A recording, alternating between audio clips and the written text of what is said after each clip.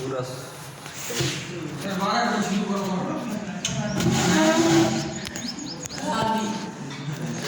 कहेंगे तुम हाँ एक दूसरी बात याद रखना आपकी जो हिंदी में पूछ लेता हूँ आप ये सब बताइएगा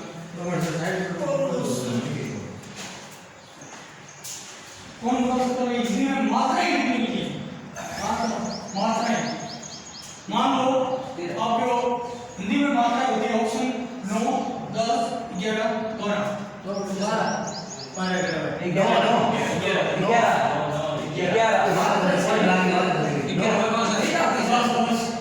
जो हिंदी आपकी व्याकरण यानी कि उचित वो है आपकी 10 मात्रा आपकी ऐड और फोड़ हुआ है कोई उसके अलावा कितने हुई 11 मात्रा आपकी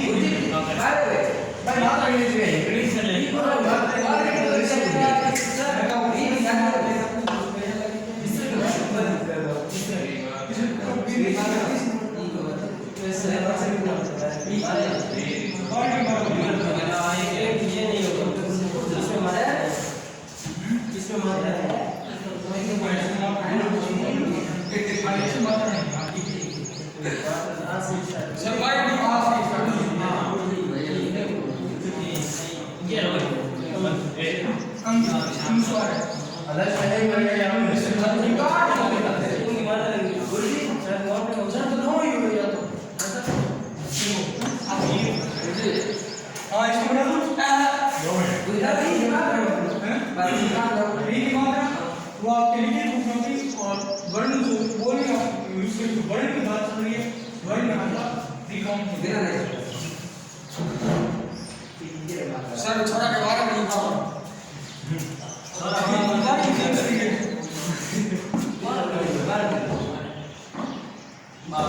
अब मैं इसको दोबारा बोल रहा हूँ क्योंकि ये सबसे हार्ड टॉपिक है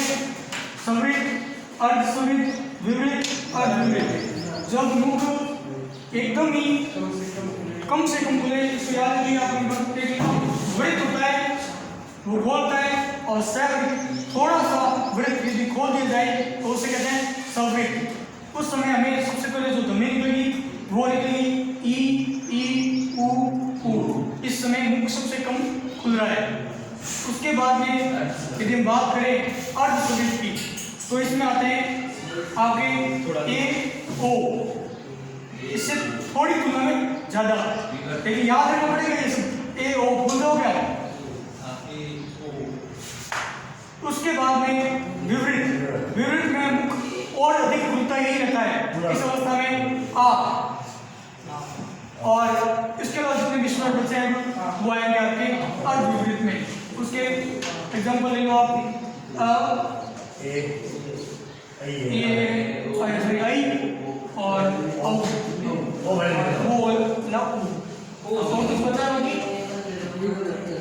ठीक है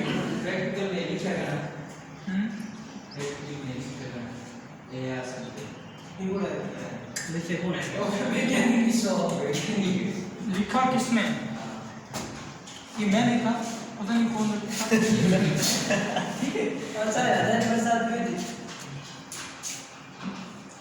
हजारी प्रसाद द्विवेदी वो नहीं थी अब मैं ये कह सकता हूँ कि जो हिंदी नाम है ना ये आपके किस ग्रंथ में मिलता है तो हिंदी शब्द का प्रयोग किसी ग्रंथ में बात करें ना तो मैं आपको याद दिला देता हूँ इसके नाम था ये मुगल काल के उससे पहले के टाइम का एक वैदिक काल शिलालेख में आप बुझाते हैं गुजरात के उसमें पेड़ में और उससे शेखुद्दीन ऐसा कुछ नाम था सर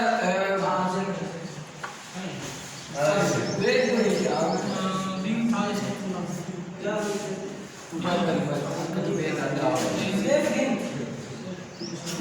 उसकी नाम यजु ऐसा नाम था और इनकी जफरनामा पुस्तक का नाम मुझे याद है जफरनामा हाँ वेद जिन्होंने लिखे उनके नाम नहीं है हमारे पास ठीक है वेद बहुत वैदिक काल के समय से भी पहले लिखे जा चुके थे, उनके हमारे पास साक्ष्य नहीं है। इतिहास किसको मानता है? सबूतों को मानता है। ये पत्थर कितने साल पुराना है, इसके सबूत मिलने चाहिए तो मानेगा। ऐसा तो हमारे ग्रंथ में, हमारी लोक कथाओं में, दंत कथाओं में बहुत सारी बातें लिखी हुई है। ब्रह्मा जी से स्टार्ट होते हैं, वेद है, ये वेद है, कर दिए गए, लेकिन उनके कुछ भाग अपने कहीं ना कहीं बचा लिए गए थे, वो अभी भी है। वरना वेद जितने भी हैं वो आधे से ज्यादा नष्ट हो चुके हैं। जब तक युगायुगांतर बदले, धर्म बदला, सबसे पहले यदि हिंदू धर्म था, हिंदू धर्म के बाद बौद्ध धर्म का प्रचार ज्यादा हुआ, तो उस समय बौद्ध धर्म के पूर्व राजा थे, उन्होंने थोड़ा बहुत जो ग्रंथ है उनको नष्ट कर दिया। उसके बाद में जैन धर्म ने नष्ट नहीं किया, तब बाहर से जो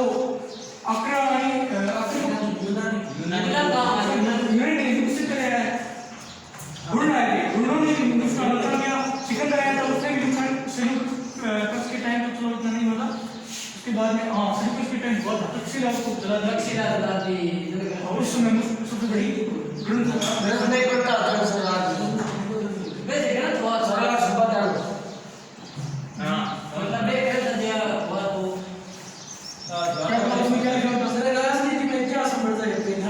चलो। उसके बाद में जैसे जैसे समय आता फिर मंदिरों को, मस्जिदों को, ऐसे धीरे धीरे प्रकृति को काट दिया, उसको हटा देंगे, और जो भी राजा चाहे जिसने भी अपने धर्म को प्रचार किया उन्होंने अपनी चीजों को थोप गए। ये चलता रहा, इससे प्रकृति हमारे पास साक्षी कब से स्टार्ट होता है? साक्षी मिलने स्टार्ट होता है मौर्य काल से, तो ग्रंथ वगैरह मिलते हैं, और एकदम पत्थर वगैरह शिलालेख वगैरह वहाँ मौर्य से स्टार्ट होता है। और ये और जो सिंधु घाटी होता है, ये कार्बन क्या जाता है, ये कार्बन उसके बाद साक्ष्य मिले, ये एक साल पुरानी सभ्यता थी। ये हमसे कहीं ज्यादा पुरानी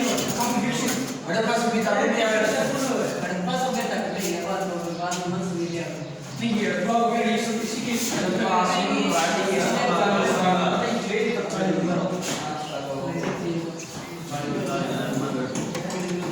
कोई भी कहना होता है जिक्र जितने शक्ति है नहीं, वो भी शब्द नुकसान भी आम जनता में हाँ भाई कोई बात है, कोई पसंद रखो। मैं बात रही हूँ, हमने पढ़ी मुखाकृति के आधार पर सब बात होगी, मुख के आधार पर, जीव के आधार पर, समय घटन के आधार पर, समय के आधार पर, चार परिवर्तन पढ़ लिए। ये मुखाकृति के आधार पर, मुख में इसमें ज्यादा कम और कम ये सब। अब हम पढ़ेंगे उच्चारण।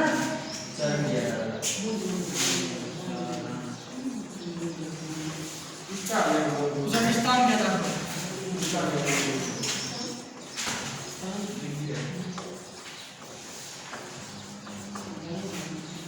ठीक है।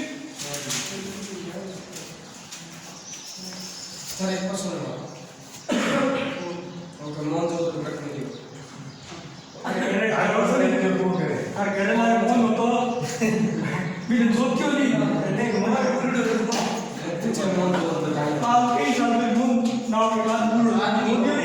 मौन मिली सरकार ने बिकनी का मौन दे पाकिस्तान पाकिस्तान में यार अरे वो फिल्म क्या है शेष बार से और शब्द पड़ी गया कटी लाल बस बात है इस बात तो पाकिस्तान पढ़ते हो अफगानिस्तान रुक अब इस बात में सब और क्लियर कर देता हूं। हां हेलो क्या तुम बोल रहे मैं खुद ही मिली है। अरे सर अब ये बात आप मैं बस कुछ नहीं ये सुन ये पूरा लगभग पाकिस्तान थोड़ा अफगानिस्तान ठीक है, और चीन का कुछ हिस्सा, और भारत का लगभग उत्तर प्रदेश का हिस्सा, और गुजरात तक का हिस्सा, ये सब के सब क्या थे? सिंधु घाटी सभ्यता के। राजस्थान भी ऐसे सर पाकिस्तान बड़ा है तो राजस्थान है कहीं कोने नाम न्यू कोई मतलब गुजरात आगे यूपी आगे बीच में ऊपर राजस्थान पाकिस्तान बड़ा है। अब पाकिस्तान पाकिस्तान अफगानिस्तान ऐसा है क्या अभी मैं नहीं हूं पढ़े तली अपन भाग में हो और डायरेक्ट 1900 महीने 21 पीछे कोई आदमी ने 21 22 दे आराम साथ जो भी था उसको सुनाई बस। आज तो बारिश हो गई सारा बोल से इंग्लिश हुआ अरे भाई एक छोटी बात तो मोटी चीज भूल लो फटाफट। अरे ये लो असंभी तो अपन ठाव कोई बस नहीं हो कोई लोग कड़ी अपन खुद भी कोई चीज सना आदमी को कम में लूटा के यहाँ की हाँ ये बात की हो अभी थोड़ा और हो दियो बस पे देना सामने वगैरह जो भी थे उनको पता चला उन्होंने अलेक्जेंडर को कहीं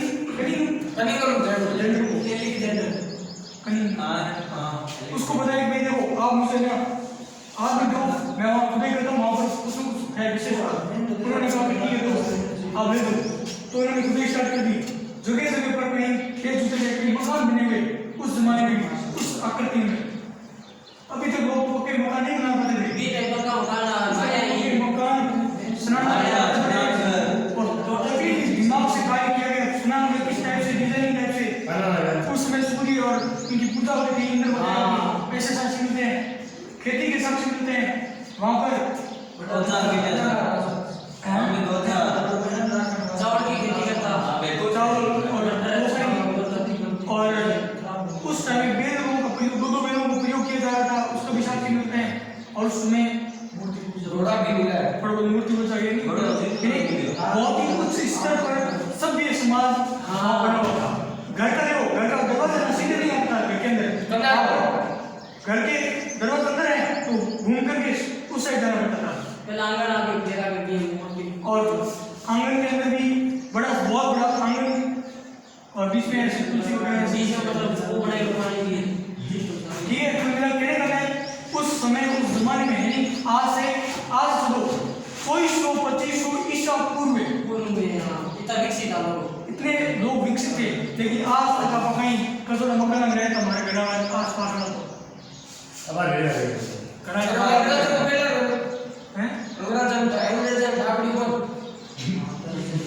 उससे ये सुविधा तो थी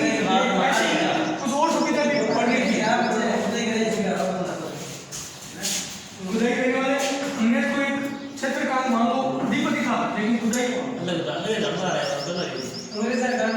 पता किसको तो जयराम सिंह हाँ वो मुख्य आदमी था लेकिन सामने खुदाई हो कौन थे क्या हुआ मान लो क्षेत्र में कोई चीज मिली है उसके क्षेत्र के लोगों को पता चला है वो किसी अपने बड़े को बताता है और जो बड़ा है ना वो उसका आगे वाले जो मैन होता है कटिंग जो अंग्रेज था उसको तो पहले साल ही बताया होगा कि आप इन्हें सामने कटिंग करो जो भी खुदाई वगैरह करना करो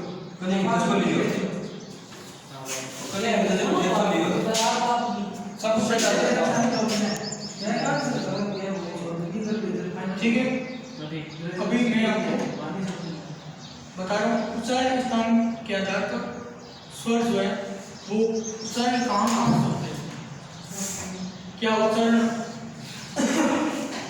अब हम सबसे पहले देखेंगे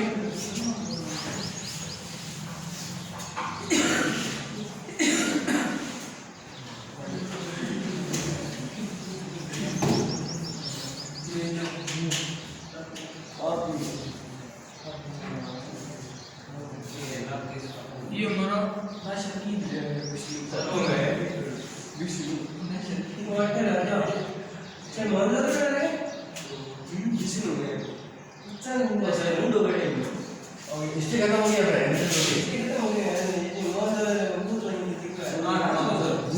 अभी आप एक बार समझना और चुपचाप एक बार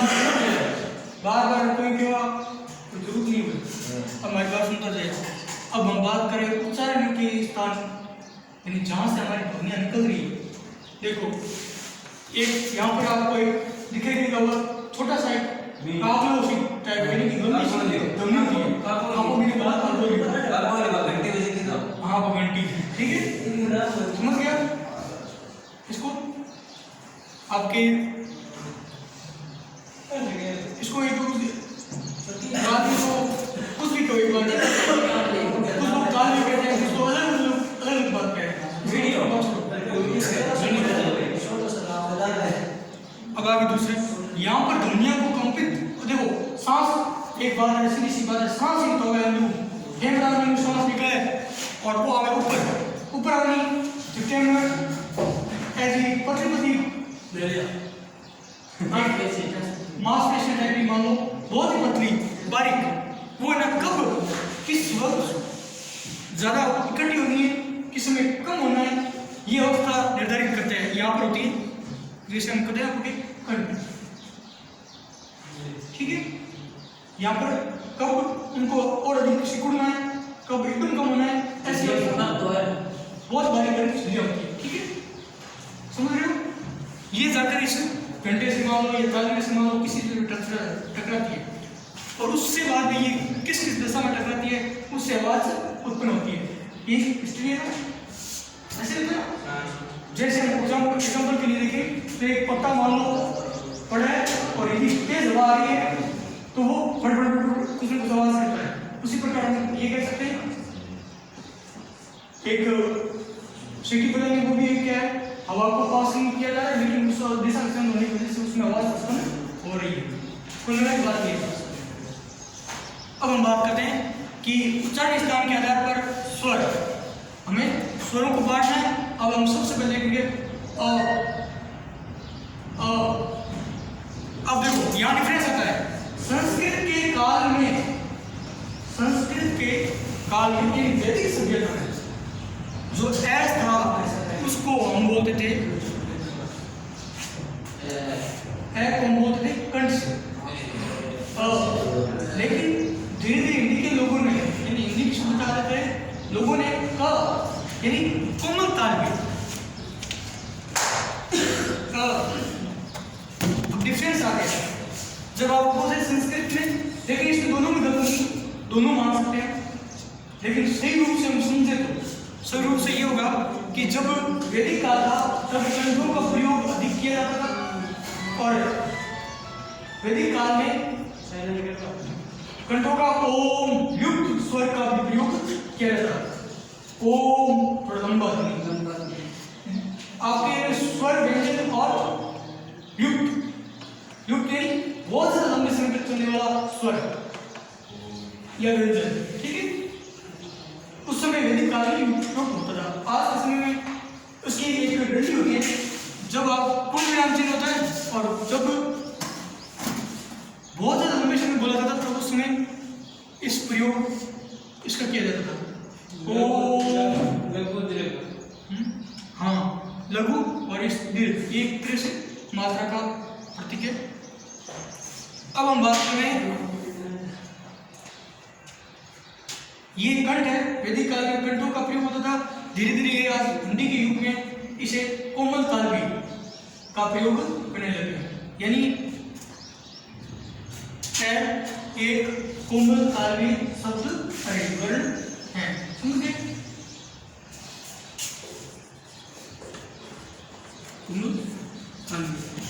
ये ताल दोनों का कोई भी नाम जो आपको सुटेबल लगे, तालवी या तालवी, तालवी कोमल तालवी, और ये कंठ। जब आपके एग्जाम में पूछ गए निम्न में से उच्चारण वर्ण है, ऑप्शन ए दंत, मुद्दा, कंठ, ओष्ठ, तो आपको लिखना है कंठ। और यदि आपको कंठ ऑप्शन नहीं देते वहां पर आपको दे दी जाए कोमल ताल में, तब आपको कोमल ताल में। और जब आप दोनों ऑप्शन हो तो हिंदी यदि आप पढ़ रहे हो तो हिंदी में आपको कोमल ताल को सही मान सकते, ठीक है। समझ गए इस बात को? क्लियर?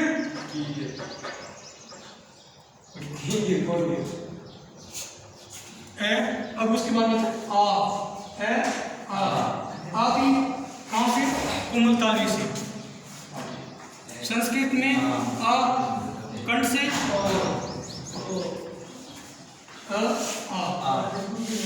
कोमल तालव्य से, हिंदी में आ, यानी यहाँ से ऊपर बोल सकते हैं आ, यानी वैदिक काल में यानी कंठ में नीचे रहकर बोला जाता था, लेकिन धीरे धीरे हम लोगों ने अपने आप को दिमाग में अपने शरीर को कष्ट नहीं देना, इसका अर्थ है हमारी कोमल सॉफ्ट रहना, कंठ को ज्यादा नीचे नहीं ले जाकर के ऊपर ले जाकर के बोलने लगे बहुत ही नॉर्मल तरीके से। तो इस कोमल ताल में यानी कंठ की पूरी साइड सरफेस है हाँ समझ गए। कंठ में बोले जाए सर कंठ से नहीं, कंठ को एकदम से ले जाए बोला आ तो कंठ से होती है ठीक है है अब बात ई ई अब देखो ये ध्वनि यहाँ समझ से आती है ई यानी दांतों से थोड़ा ऊपर और इस साइड में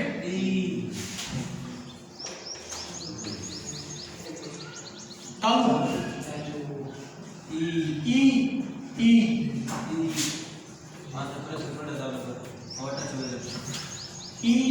ई ई यानी दांतों और एकदम ऊपर की मध्य अवस्था में ये आपके तालु की ओर इंगित कर रहा है ठीक है। इसे बोलेंगे तालु तालु में स्वर आपका आ रहा है ई और बड़ी ठीक है ई ई आ रहा है ठीक है समझ गए। अब बात आती है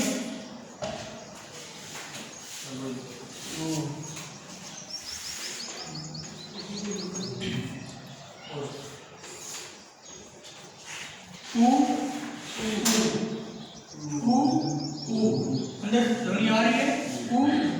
ओटो का प्रयोग हो रहा है इसलिए ओटो का नाम से पड़ा है ओष्ठ ठीक है लिख दूं लिख दिया मैंने ओष्ठ होठ को लिखा जाता है ओष्ठ जब होठ का प्रयोग हो रहा है ठीक है ए आ ई ई उ अब बात करेंगे ए आई ए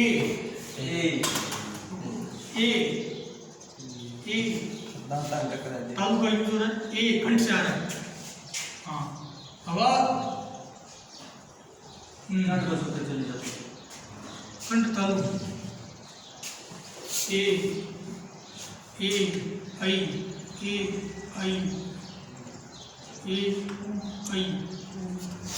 ये भी थोड़ा ए आई ओ जिनको नींद आ रही है वो सुन लेना ओ बहुत ही डिफिकल्ट चीज है ये मैं खुद कंफ्यूज चल रहा हूँ तो आप सोचो ऐसे मैं कंफ्यूज नहीं हूँ मैं प्रैक्टिकल आपकी तरह से थोड़ा नहीं है ओ देखिए यहाँ पर भी ओट लगना है ओ व्हाट इज ओस्ट कंठ ओस्ट इसको क्या बोलते हैं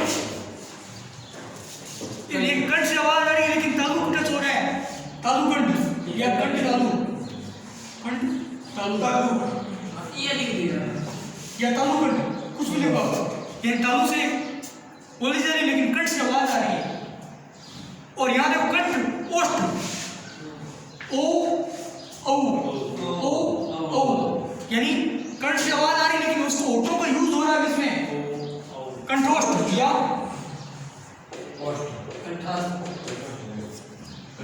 कौन सा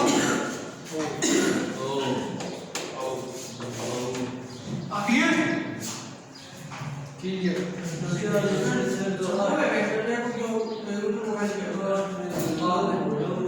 कंठ तालु अब बता मैं सुना कैसे वो सोचो कि मैंने सही बदली खुद शरीर में क्या होता है देखो हम सबसे पहले बोलते हैं समझिए मैं कौन सा है कंठ से भी बोला जा रहा है और तालु से बोला जा रहा है फिर बोलते हैं उसके बाद आते हैं ई तालु से ठीक है ओठों का प्रयोग हो रहा है ओष्ठ देखो ई करे बोला जा रहा है लेकिन इसी में ज्यादा का प्रयोग हो रहा है इसी का यूज है लेकिन कंठों का प्रयोग ज्यादा हो रहा है आई तो इसके लिए कंठ तालु या कंठ तालु या तालु कंठ समझ गए कंठोष्ठ यहाँ पर कंठ से आवाज आ रही है लेकिन होठों का प्रयोग हो रहा है इसलिए उसको बोलते हैं कंठोष्ठ ठीक है या आपके स्वर उच्चारण के स्थान पर यानी उच्चारण कहाँ से स्टार्ट हो रहा है कहाँ से ध्वनि उत्पन्न हो रही है समझ गए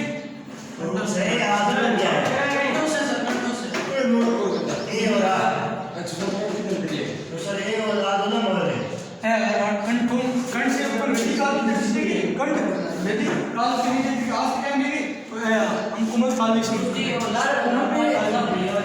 हैं लाल दिखा सोलर ट्रेन में ओके बात साहब ये भाई साहब को इसको ना मुझे पता है लेकिन आपको तो पटना और सब संसार में बाबर शब्द है डिवाइड करोगे तो बहुत सिंपल है लेकिन बहुत दो तीन बार पढ़नी पड़ेगा क्योंकि ये बहुत ही बारीक बारीक चीजें हैं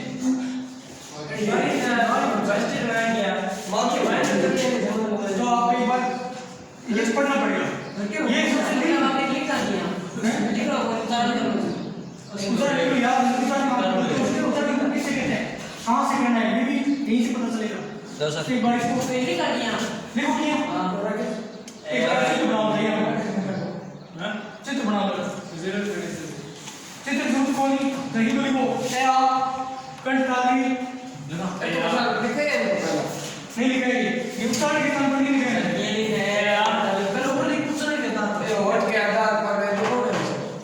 अरे कंडीशन चेंज होती गई है कभी समय के आधार पर था कभी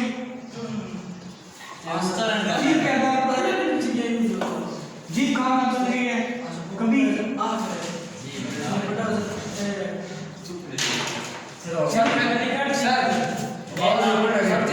बना लो पहला कट लिखा तालु लिखा और लिखा सबसे पहले कंठ सबसे पहले कंठ स्टार्ट हुआ है कंठ के बाद में कंठ को बोला है ए आ कंठ और ऊपर ले कोमल तालु ए आ ऊपर फिर बाद में वो सीधे तालु बंद हो ई तालु ऊपर कट है दांत को थोड़ा ऊपर और मुर्दों को नीचे तालु क्या है बस उड़ाऊं मुर्दा की हो रही है है मुर्दा हूं जिसके तो बाल लगा है मुर्दा लग गया मुर्दा ये ऊपर तालु तालु नहीं ना तालु में लिखना है ई सर कौन हाथी लेकर कट तालु वो हाँ ई के बाद में आप लिखना पोस्ट सर तालु है ई आई दो ही बस दो ही वो है ये लिखना है आपको कंठ तालु में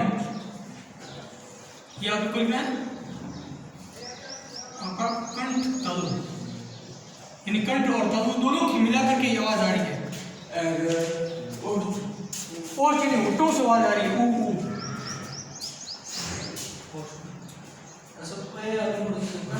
अभी बात कोष्टक और बात